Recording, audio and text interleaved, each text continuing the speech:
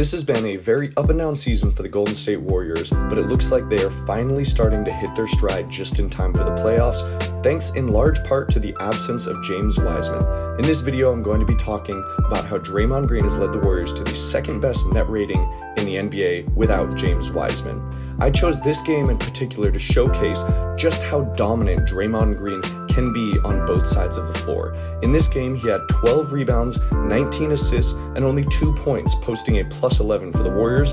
On the other end, holding Jokic to one of his worst games of the season, only 19 points, 6 assists, 6 rebounds on 7 of 16 shooting for -18, his second worst of the season. Now, this is only one game, but what it does represent is an overall trend that the Warriors, without James Wiseman, have been able to run their full motion offense, running through Draymond Green, one of the best point forwards in the NBA. All you have to do is look at Draymond's assists per game with and without Wiseman. With Wiseman on the court, he's averaged 7.8 per game, and that number jumps to 9.9, nearly 10 a game without James Wiseman, second to only Russell Westbrook this entire year. Draymond is also able to score much more efficiently without Wiseman clogging up the lane. His points per game increases by almost a full point with Wiseman out of the lineup, and his true shooting percentage jumps from 46.5% to about 53%, which is only 3 below league average. Draymond may never be the scorer he was in 2016, 2017, but his increased playmaking is more than enough to account for those shortcomings he has in his game now. The advanced metrics tell this story even further.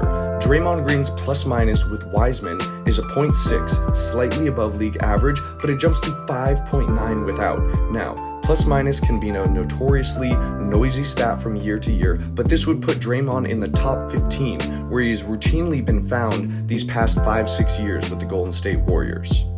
What does this mean for the team? Well, again, let's look at some advanced metrics. The Warriors' offensive rating is 25th in the NBA with James Wiseman, and their defensive rating is 14th.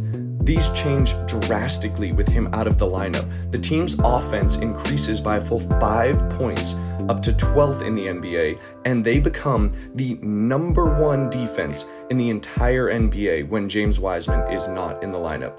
This all adds up to an overall net rating of 6.2 on the year, which is second only to the Utah Jazz.